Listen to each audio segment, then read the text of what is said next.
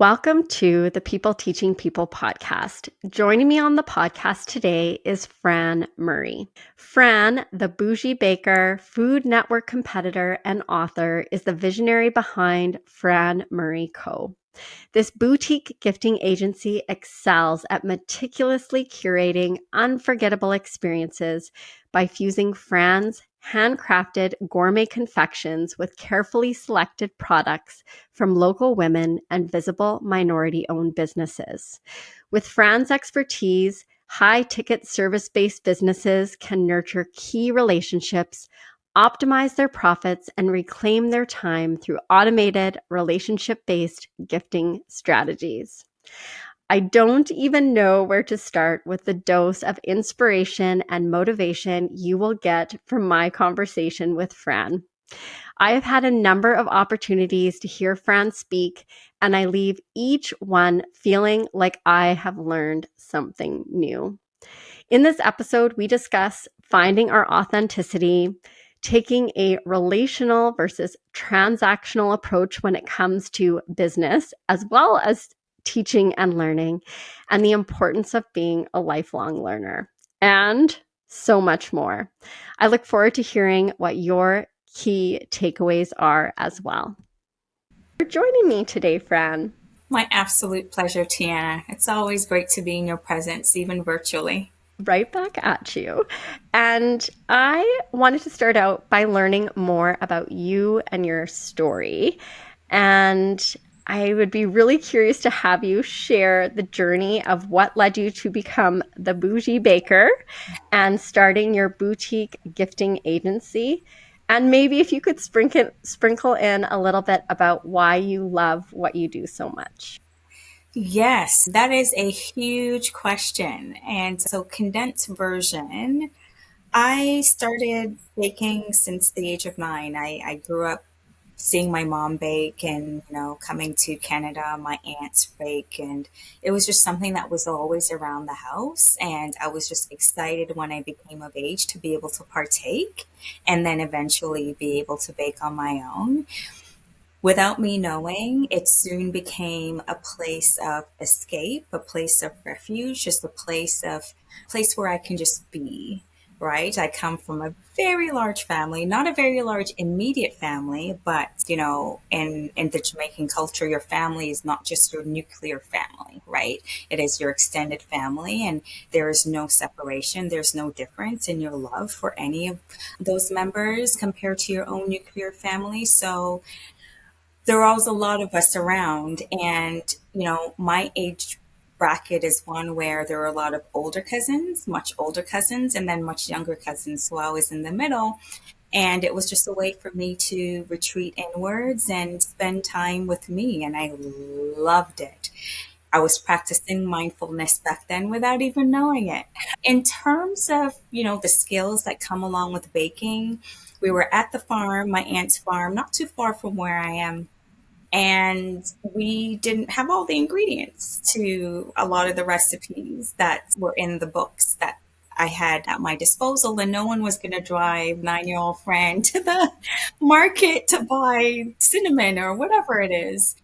So I just learned to experiment. I would go on the berry patch and I'll just flip through whatever recipes that had the most of what we had in the pantry. And I baked away, substituted this for that, not even knowing how to really do that. Sometimes they worked out fabulous, and other times, as you can imagine, I it wasn't bet. so great. But there were skills that I was developing and not knowing, and fast forward a few years, you go to school because that's what you're supposed to do. You get married and check the box because that was expected of me at least. You have little ones, check that box. That was expected of me. And I, carved out a career for myself. Check. That was expected of me. The birth of my first child, I'm looking at this beautiful being in my hand and not feeling the bliss that I expected to feel, that others told me I would feel. I checked this box, so how come I'm not getting the feeling that's associated with checking that box? And I felt a little bit lost. I felt like I was, being ungrateful, and I felt like I couldn't really articulate what I was feeling because it's just what I was supposed to feel and I wasn't feeling it. And I didn't know who to talk to about it. And again, I retreated inwards and I tried to figure out, okay, well, this cannot be the end. Motherhood isn't the end. Like, what am I supposed to do with my life? There is so much more. After all, I was 30 years old. So I did vision board exercises. I started going to conferences and surrounding myself with people who were doing things, other than just staying home on maternity leave. Not that there's anything wrong with that, but I'm just one who constantly needs to be moving. I need to be learning. I need to be doing something. I'm very creative. I need that outlet. And I, sat down and I started peeling back the onions on, okay, well, who is Fran in front of her mom, her brother, her aunts, in front of friends? Like, get to the core of who Fran is. And as I began to do that, I remembered, wait a minute, I used to bake all the time. And I remembered the feeling that I had when I used to do that. It just felt so safe. It was my own little utopia that I had created as soon as I put that apron on and started reading that recipe, just this sense of peace that came over me. And I thought, well, I want that. I want that again. And so I started baking again, and the rest is history. That's incredible. That is Thank such an you. incredible story. And I think so relatable too, in that I feel, well, I know for myself personally, and in talking with other moms too, we kind of go down this path and then kind of have those aha moments Right. where we think, huh, is this where I want to be? Is this where I want to be just because I feel I should be here? Like, Right. what's really going to bring me that joy and sense of purpose? And what else do I need to kind of add to my story to make it more authentically feel like who I am and who I want to be in this journey?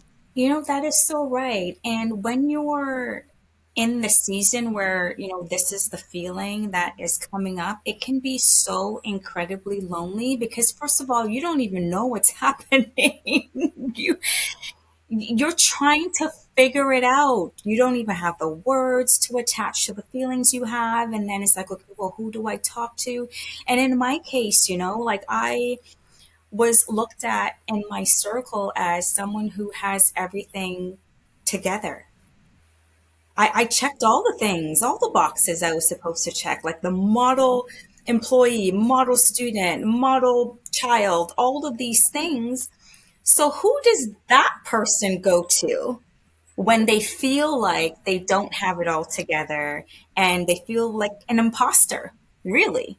And so I was just so grateful that I don't know, I had whatever it was within me to surround myself with people who were actually doing things other than what was expected of me. Or I should say, doing things in addition to, not other than, because there's nothing wrong with, choosing the motherhood route or even not choosing the motherhood route. But I was able to surround myself with people who were doing other things and it lit me up. I was like, I want that. That I don't know, right? So initially it wasn't, I want to start a baking business. No, that did not happen that way. It took a lot of months of trying to figure things out and talking to people, reading articles, and attending these women empowerment conferences. And it took me figuring out who I really was to then, give myself permission to actually step out and do other things. Right? Well, who am I? Right? Because for back then, it was probably 15 years of my life was in corporate. I was a very good chameleon in that I was good at being who you needed me to be so I can get the results for the company I was working for, right? very good at relationship building, very good at just thinking intuitively and preempting what you're about to say, having you feel like I understand exactly where you're coming from. It's definitely a skill. And my identity wasn't truly my identity. I was adopting other people's identity and walking within the expectation of other people. And I had to learn, I had to undo that. So I had to get to the place where I knew who I was on my journey towards authenticity. And that's a lifelong journey. I'm still on that journey. But that was what I needed to do before figuring out exactly what I wanted to do in terms of a business and then eventually pivoting along the way. Well, and I love too how you reflected back on being a little girl and the joy that you felt when you were baking and kind of what that experience was like for you as a young child. And you are a co-author in a book called Yes. Remarkable. Yes. And I revisited your chapter before we chatted today. And in it, you talk about, making a significant move and a big change in your life and coming to Yes. Canada Yes. from Kingston, Jamaica when you were Yes. 9. So you were young. You were very Very. young. So what was that experience like for you? The experience, it's so interesting because as an adult, looking back and thinking about my experience, it's very different than me channeling that 9-year-old girl and remembering what the actual experience was. It's very different, right? So, in that 9-year-old mind, it was fun. Oh my goodness, it was amazing. Me and my peers, like we were talking about how it would be like here. I thought that it was always dark and that everybody in your family lived in the same house and fish fell from the sky, like things that 9-year-olds talk about, you know what I mean, on the playground. And so it was a very exciting journey for me, and especially meeting so much more of my extended family who were so amazing and so loving. I love them so much even to this day. But in my adulthood, looking back, I can now see that there were certain things that were, a bit traumatic, certain things that led to, I guess, me being who I am today and me dealing with certain things in my life, and also things that have led me to wanting to just envelope everybody I meet with a hug, you know what I mean, and embrace them. And it's why I talk about giving yourself permission to be. It's why I talk about you don't have to color within the lines, and it's because of my upbringing and just being used to a certain household and how things are done, and then coming into a household that was very different. It looked different, people spoke different, and the expectations were very different, and then me having to just adopt it, and I did very quickly, and that really did inform my character. Well, and I wanted to ask you this question too. So I speak with a lot of teachers. There's a lot of teachers in my world, and I know there's a lot of newcomers coming, Yes. like right now in Calgary, to a lot of Calgary schools, into a lot of communities, and coming to Canada for the first time. And I'm wondering if you might, kind of thinking back to that time or thinking as an adult, looking back at that time, what advice maybe would you give to teachers and community members that might have made that transition even a little bit easier and better for you? Yes, I think I can speak to the representation aspect of that. Just to put a pin in that, my teachers, even from my memory, they were great. I had amazing teachers, right? And it's probably because I was a great student, but I had no issues at all with my teachers. They were very kind. And of course, there were things that they could do or could have done, but you don't know what you don't know.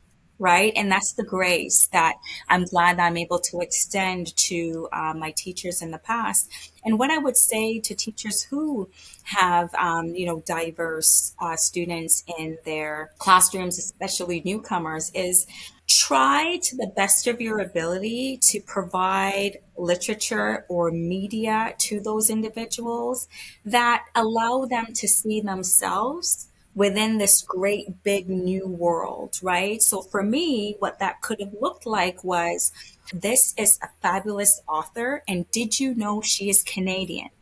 You don't even have to tell me she looked like me. I can figure that out. I have eyes, right? But it's finding that commonality, right? That would help bridge the gap between what a student was used to and what a student now has to be used to. And here's an example of someone who had to get used to the same thing, right? I think that would have been helpful. I must say though that in my grade six, that's middle school. So in my middle school years, I did have a teacher who was gracious enough to invite me to I think it was a scholarship award, right? Dinner. And I saw folks who looked like me, being given these amazing scholarships and people saying amazing things about these individuals. And it was so fantastic because in my classroom and in, going to the grocery store or wherever it was in my community, we were the minority, right? And that was very new to me, right? I didn't know how to process that. I just knew that it was different. So I was so thankful that he did that and opened my eyes that, oh, wow, there are a lot of people that look like me, and they all had to go through the transition that I had to. I don't remember feeling alone, to be honest. And I think because there was a lot of distraction, and I think the benefit was the age that I was, right? So seeing snowfall for the first time, looking forward to putting on my snowsuit. So there was so much fun that I was experiencing that all the other things, they were kind of on the back burner. And so it wasn't until my, later years that I'm looking back and saying, these things could have been helpful, but that was not my focus. I could care less. I wanted to make snow forts. Like, what is that? Can you imagine? Like, 6 months prior, you're sitting on the beach, and then, 6 months later, you're making a snow fort, and there's like things falling from the skies. It was fun, and it was amazing. Well, I appreciate your perspective. And I remember with a friend of mine seeing her see snow for the first time and how amazing that was. So I love hearing about your joy and excitement about all the things that are new. And I so appreciate, though, the specific idea that you shared for teachers. It's something that's not a hard thing to do, Not but at it's a all. highly impactful thing to do. So thank you for sharing that, and also the story about the teacher that, took you to that award night and really kind of went that extra mile to create that connection and show you what's possible. I think that's a beautiful story. He sounds like a great teacher. Oh, great teacher, Mr. Conville. I don't know if he would ever hear this. I have no idea if he's still around, but Mr. Conville, if you are listening, I appreciate you. I love that so much. So, one of the things that we've talked about before is, and one of the things I really admire about you the most, Fran, is that you've had so much success through your career, but you always keep it so real. So, you talk openly about hard times, challenges, and obstacles, and then you also share, along with that, your wins, the opportunities and growth that you've had. And I think it is so helpful because I think sometimes people just see that highlight reel That's right. and not the journey and all those things that go along with it. And in the book Remarkable, in your chapter, you talk about sort of that reinvention of yourself and getting to that place where you could be authentically you. And you've shared some of that in our discussion today. Do you mind if I read a little piece from the book that you Please wrote? go ahead. Yes, that would Okay. be great. So, one of the things that you wrote was, no longer was I swimming upstream, trying to prove anything to anyone, or trying to live up to others' expectations of me, or trying to fit in. I was living for me. I was swimming in my own stream. I was demystifying and disrupting what success means to me, what a good wife means to me, and what a good friend means to me. I curated my world and gave myself permission to belong. I chose me, loved me, and saw me. I told myself that I matter and I believe it. I belong here, am loved here, and am seen here. I matter here. It's Wow. beautiful. It's Wow. beautiful. Wow. And when I read your chapter, to me, I really took from it, again, that authenticity that you so beautifully share with others.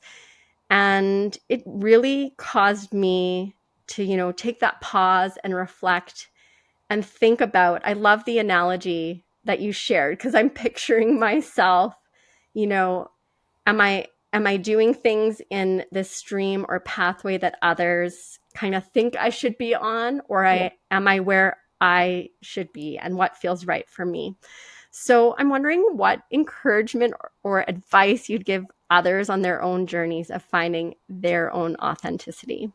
Yes. And if I could, because I think this may help answer your question, if I can unpack that paragraph, which, oh, brought me to tears. My goodness, I can't believe I wrote that.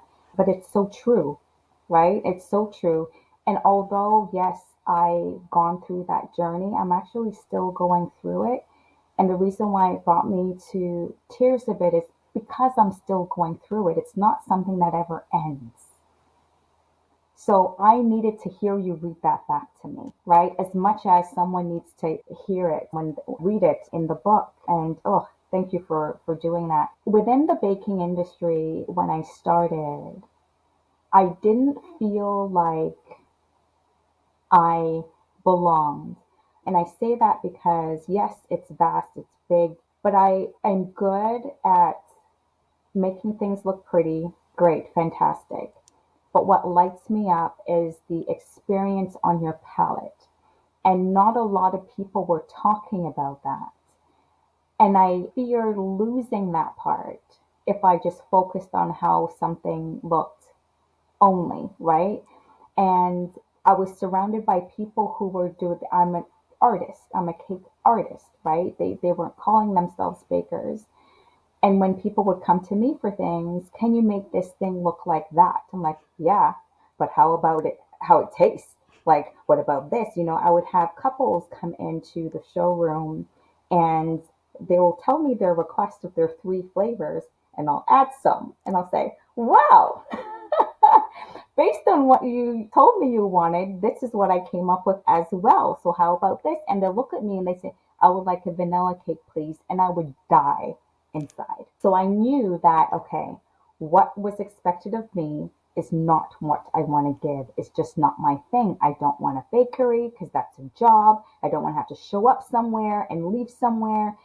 So there was a lot of things that was going on internally that just didn't sit well with me. And then I felt very stuck. I couldn't move because I didn't see an example of someone doing something that resonated with me wholeheartedly, right? And so that's where that statement comes in.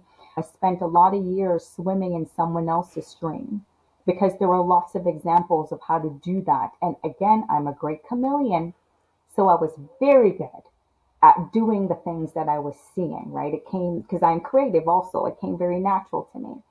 And it wasn't until, I sat with myself and I'm like, I'm tired. I can't do this.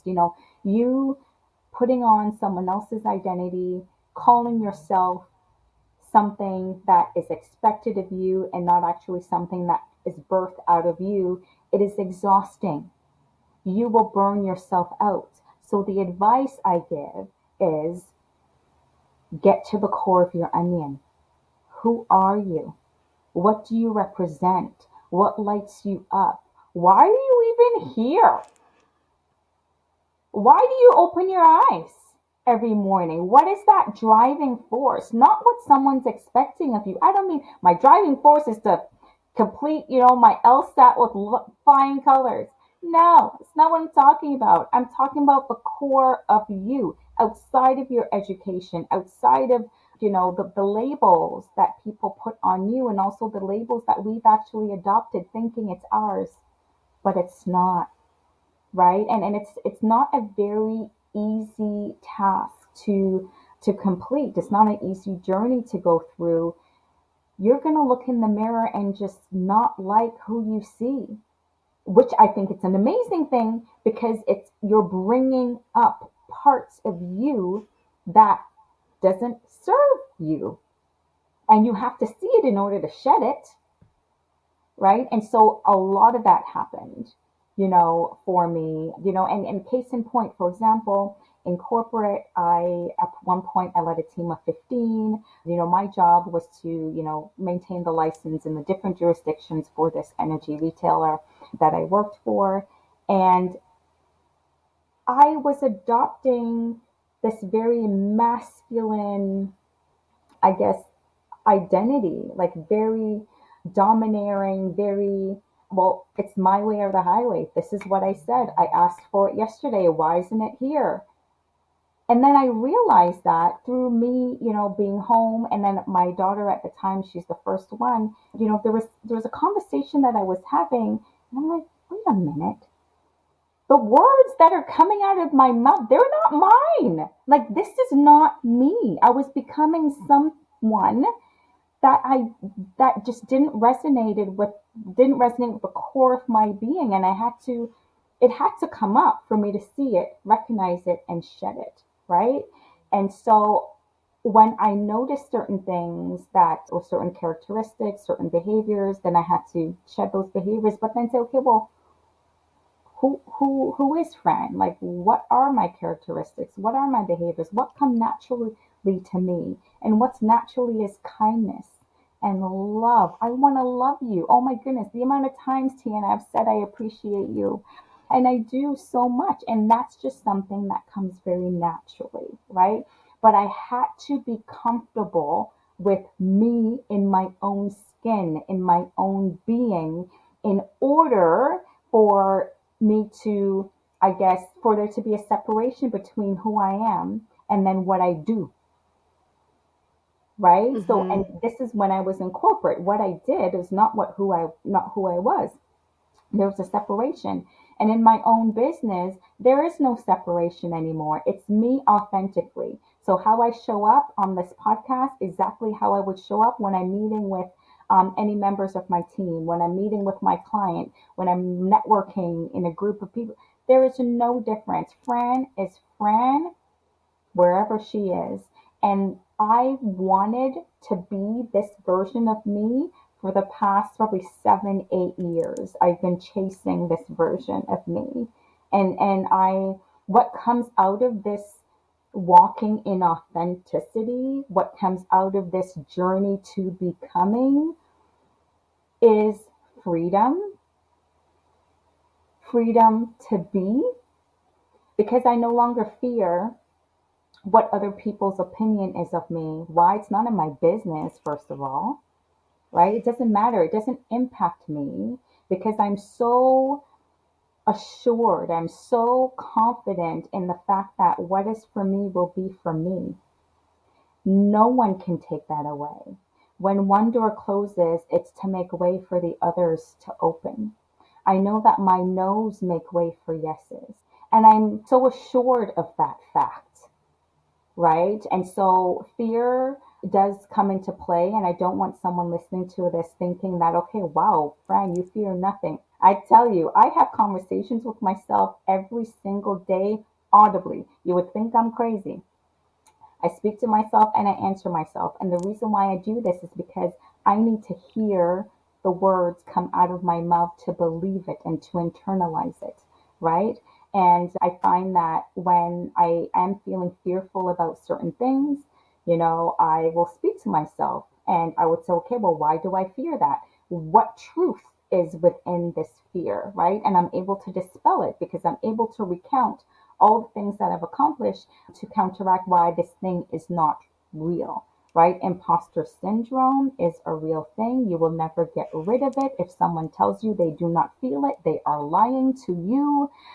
Within our human nature, right? Fight or flight. That is how we used to survive on this earth, right? And so the fear of change is real.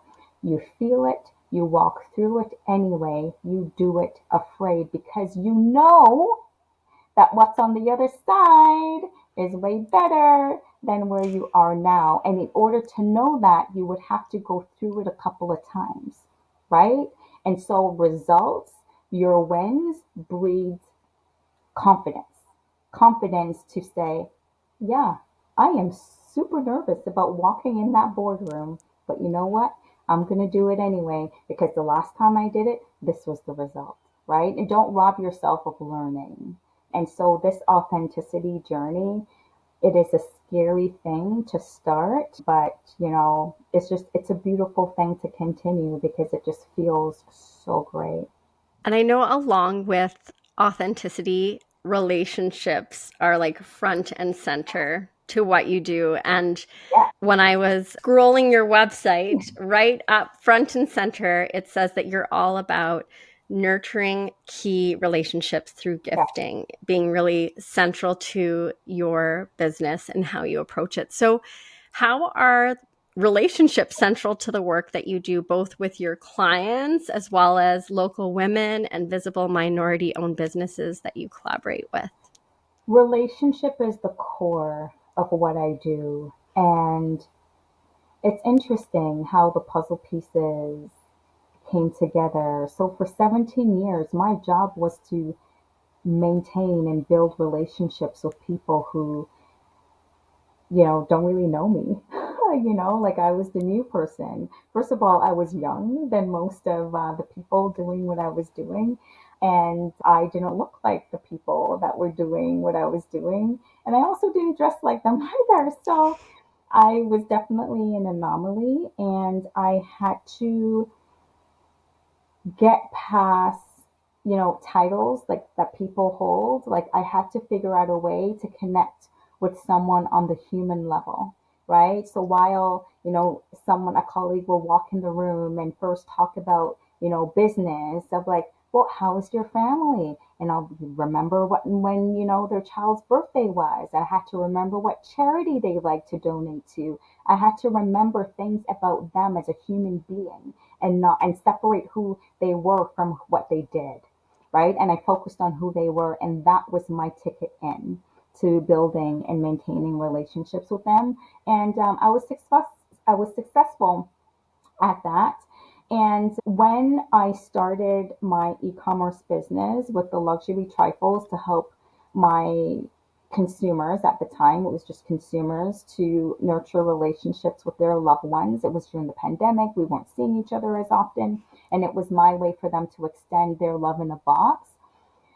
I felt still at that time, I felt like I wasn't infusing my all into what I'm doing. And that bothered me, right? Because the ultimate goal was there for me to just be all in, right? And then I turned to a group of entrepreneur friends and I sent a note to them and I'm like, no, let me help you nurture your relationships.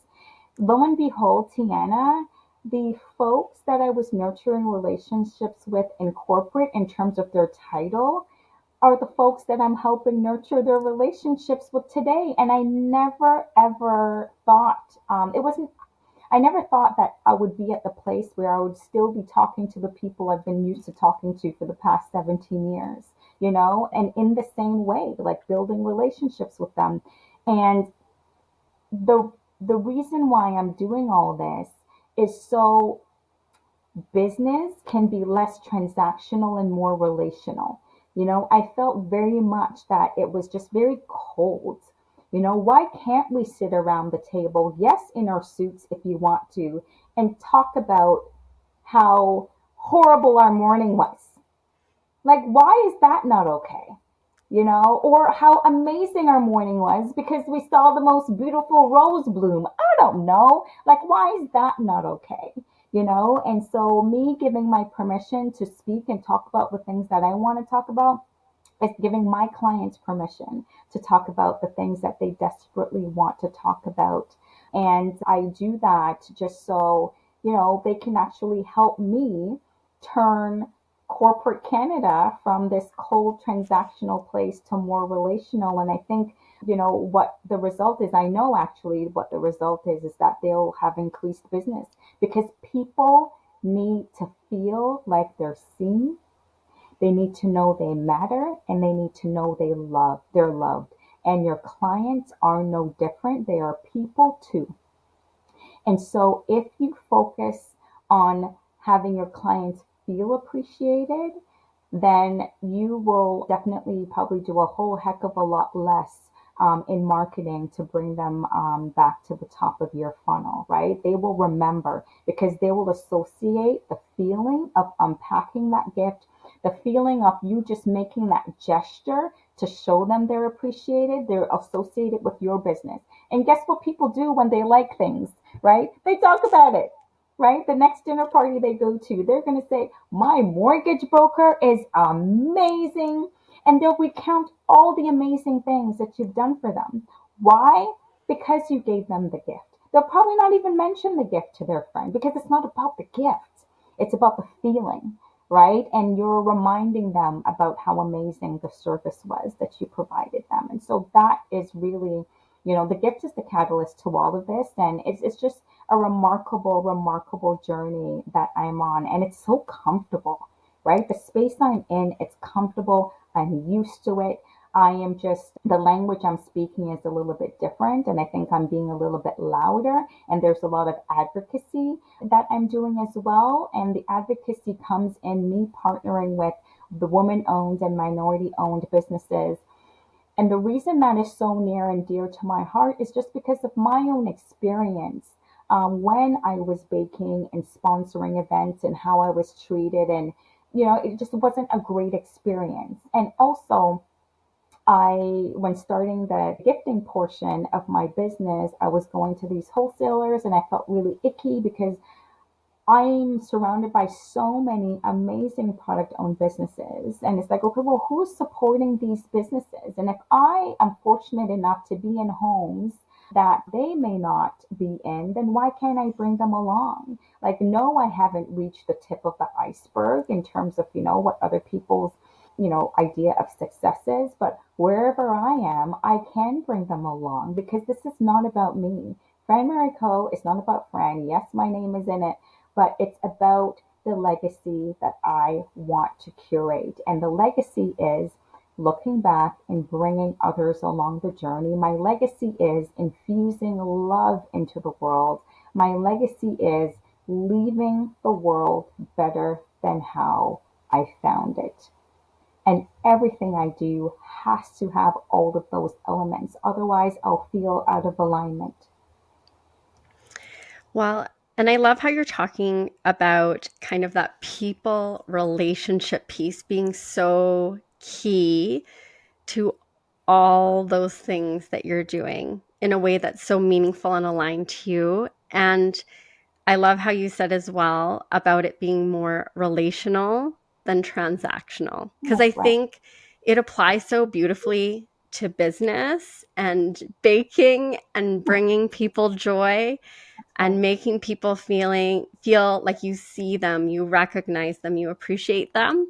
It's the same way I talk to people about teaching, because sometimes teaching can be seen as transactional. Right. You have something that you want to or need to learn.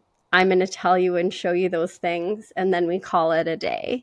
Right. But when the relationship, that relational piece comes in, that's what really leaves that lasting impact and leaves that lasting mark and really can influence and affect the way that you see things moving forward. And I think about the story that you shared about your teacher and what an impression that left on you. And maybe you could find him and tell him, the difference that he made in your world. I I always sort hope of challenge so. people to do that if they You know can. what? I am so grateful that you mentioned that because I'm going to. I am going to. It's just it's so interesting. I actually did something like that. Someone who taught me this. I attended a church service and someone said, everything you need to succeed is already within your environment. It takes building one relationship at a time. And can I tell you, Tiana, there was I think 2 holiday seasons ago when I first started, going into gifting. And I attended this coaching session and there was a coach, a guest coach.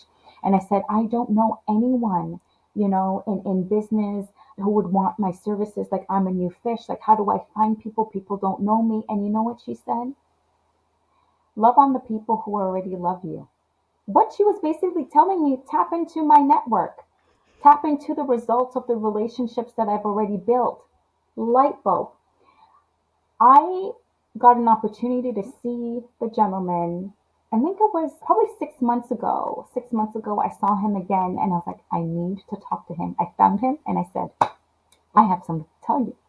I told him the story and he was, saying the quote with me as I was telling him, which was like, oh, that is so great. Of course, you remember the quote, you said it, but it was just so nice to have that experience with him. And I thanked him very much. And I said, what you said that day was for me because it is my life's motto. And I've repeated it hundreds of times since you said it that day. And so I will definitely find Mr. Conville. I will try my best. I will try my best and I'll report back to you because I would love to have that conversation with him and let him know how impactful that was. I can't wait to hear how that goes. That would be quite remarkable. So, a little bit you've been talking about, all the learning and growth that you've experienced. And teaching and learning, I know, are a piece of what you do as Yes, well. You've led some workshops for young yes. people. And I'm curious how else sort of teaching and learning play a role in the work you do. Oh my, yes. So I love sharing the joy of baking, right? So prior to my e-commerce baking business, I was doing, I think, Facebook Lives, right? And I was showing people how easy it was to bake. And so I had this series where I said, okay, well, 7 ingredients or less. If it takes you more than 30 minutes, no, we're not going to do that. So it was 30 minutes, 7 ingredients or less. I am going to share with you the joy of baking because that joy that I felt, I was like, I don't want it just for me. Like, I want other people to experience this. I'm just so in love with, I'm so in love with what I do. And that was a way of me doing that. And it was just so nice to hear stories about people saying, I made this. And oh my goodness, I was so scared. And now I can do it. And I do this with my kids all the time. It was so nice to hear that. And so I love to teach. Most of all, I think teaching is just a catalyst of me experiencing the joy that comes with the light bulb moment for other people. That's what it is for me, right? I don't consider myself a teacher, but it is a way for me to have people get that moment that yes, I deserve this. Yes, I can do this. And the workshop series that I do with youth, oh, it lights me up. I think I have way more fun than they do. I tell them that and they giggle. They think it's hilarious. Um, just what I love about that is that the workshops really is a catalyst because it could be anything. It could be sewing, swimming, whatever, right? But what it does is it builds their confidence, right? And so I tell folks, and if you're a teacher or a parent, a guardian, find something that whoever you're supervising can create with their hands. Something, right? It could even be through literature, just something that at one point it's blank, it's nothingness, there's nothing there. And at the very end of it, something is there. You created something. There's so much confidence that arises within a young, growing person to go through that exercise. It's just phenomenal. And the feeling they get is something they're going to want over and over and over again. So, what are you encouraging? More learning, right? Because they want the feeling they had when they built this thing. They want the feeling they had when they created this essay that got this amazing grade that was nominated to be on, whatever it was, right? Some type of an award system for the learnings and the things that your students create with their hands, as small as it can be, it just evokes such amazing things, and they're going to carry that throughout their lives. And I know that what I do with the youth Yes, they're having fun. Yes, they're experiencing tidbits of these confident boosts. Yes, they're more vocal in their classroom, which I'm hearing, which is so great, but that comes with the confidence boost. But I know the majority of what they're learning, they won't even realize it for another 10 years. Oh, and it's so beautiful because it's so permanent, and it's such a positive impact in a world that we think has gone nuts, and it's such a contrast to what they're seeing every single day, right? Seeing, hearing, experiencing. And so if we can be that light and if we can be that catalyst, oh, let's do it. Let's do it. And I truly hope that I get many, many, many more years to impact the youth. And I absolutely love it. And I'll continue to do it for as long as I can. Yeah, it truly, through teaching and learning, that lasting impact, there's such an opportunity for it. There's such an opportunity to have that amazing, positive, lasting impact. And as you said, maybe some students or some young people are not going to see it in that moment, but they'll look back and it will, as you said, bring up those feelings that will Absolutely. lead to other experiences and more of that feeling that they had that they Absolutely. enjoyed so much. Now, I need to pick your brain because you're a person I admire. What is something that you would love to learn about or something that you would love to learn to do? I'm going to surprise you. Can I surprise you? Yeah, please do. So, growing up, I used to pick apart my brother's trucks, his toy cars and trucks, and I'll never know how to put them together. I just love finding out like how things work, right? And I think that's probably why I get bored very easily because once I figure it out, I move on to the next, right? And so I've always wanted to learn how to change brakes on a car. I love it. I love it. I know. I don't know why. Like, I know how to like put the oil thing in. Like, any opportunity I get to do something to my car, oh, I take it, right? I don't know what it is about mechanics and how things work, but the brake pad, I just want to know how to change the brakes. Like, I want to know how to pump the car up, go under, do the thing, get all dirty. I don't know why. And I bet you if I learn, it's like, okay, did it once. Yeah, That's now good what? enough. Now what? Right. Now on to the next. But that's something I've always wanted to do. Yeah.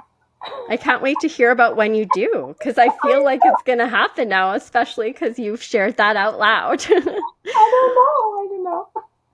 What is a place that's at the top of your travel bucket list? Ooh. Oh my gosh. Is it strange that I don't have one? No, that's okay. I don't have one, but my ultimate, what I love to do when I travel is I like to experience things. So traveling to an all-inclusive resort, I just sleep there.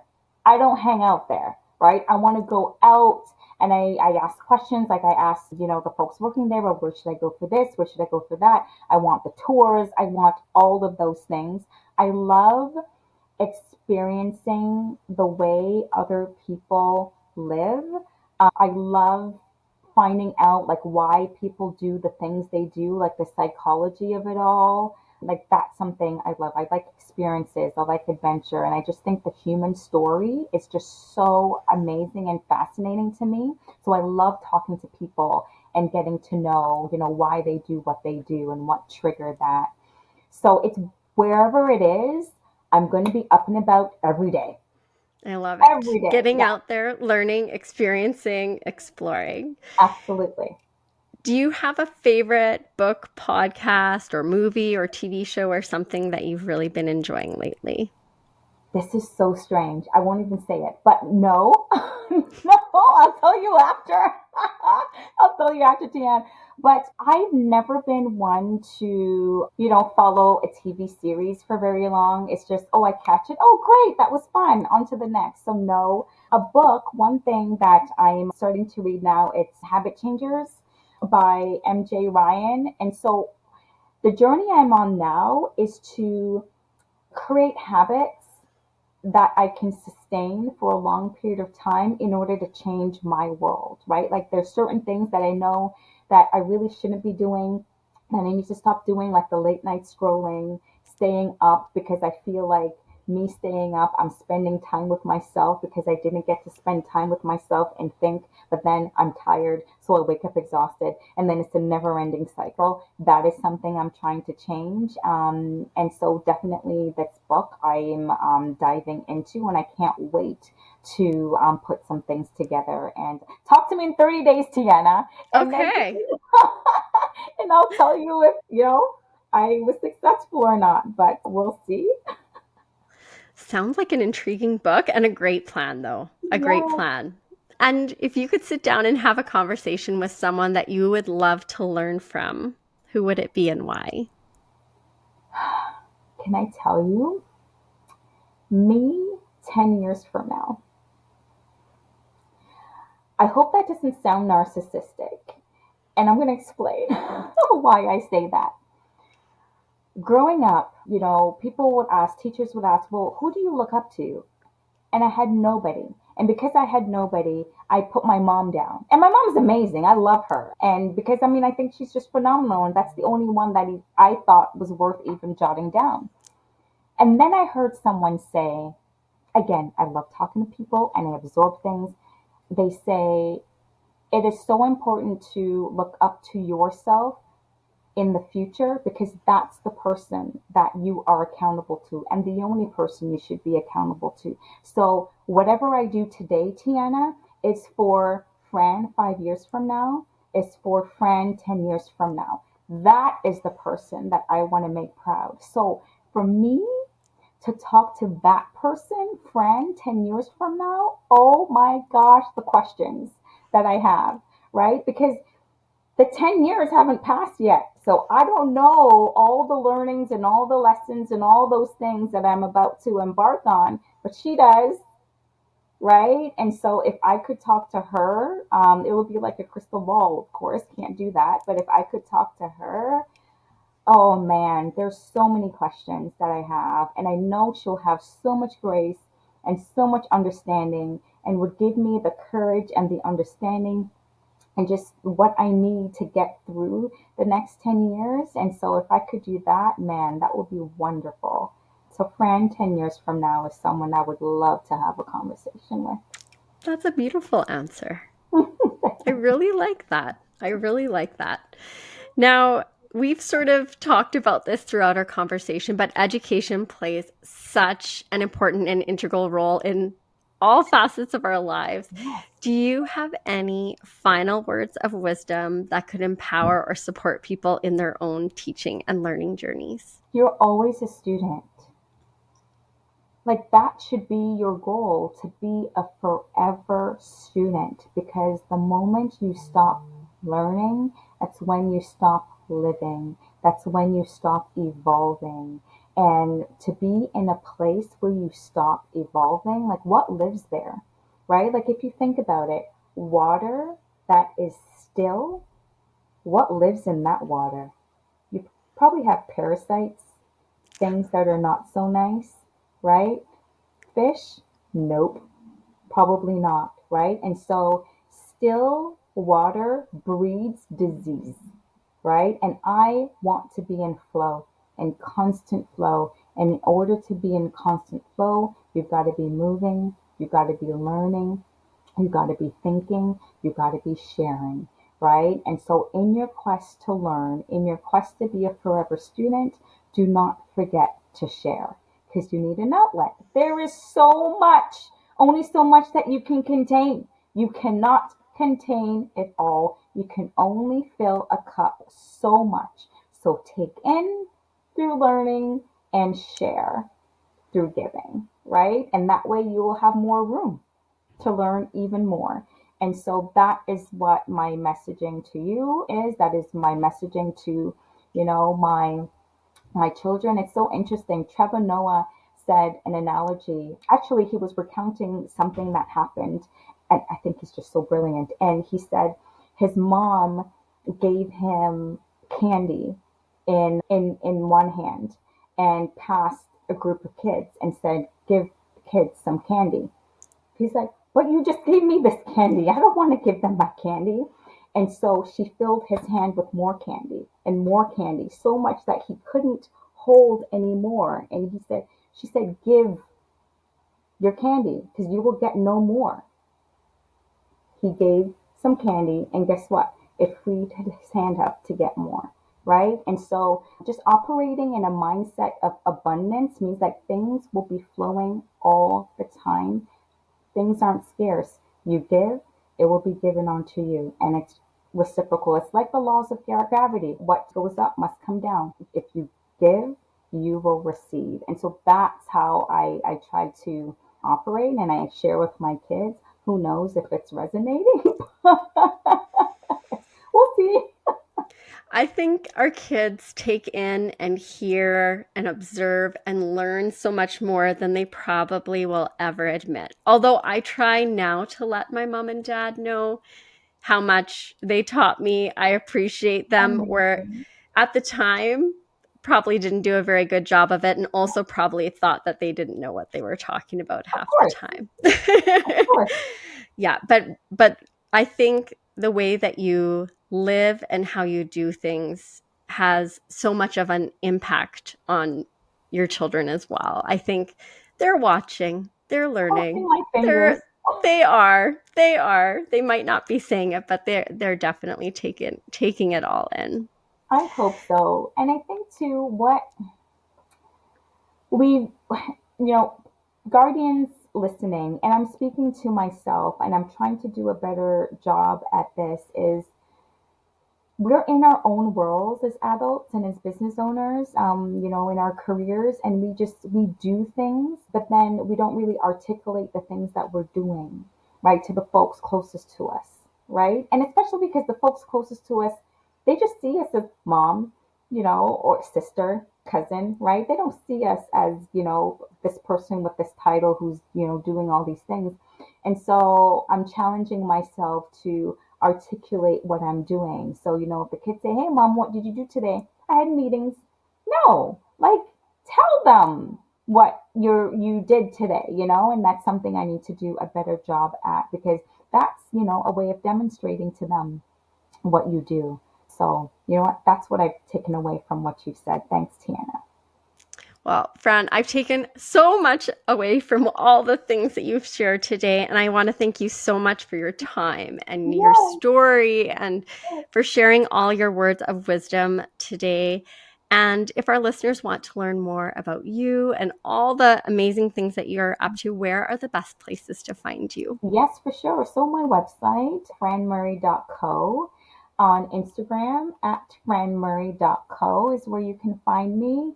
And on LinkedIn, I think on LinkedIn is just Fran Murray. But yeah, that's where you can find me. Reach out, send me a note. I'm always happy to chat. Well, I want to thank you so very much, Fran, for joining me today. It was just lovely, as always, to connect with you and to learn from you. Amazing. Thank you so much for having me, Tiana.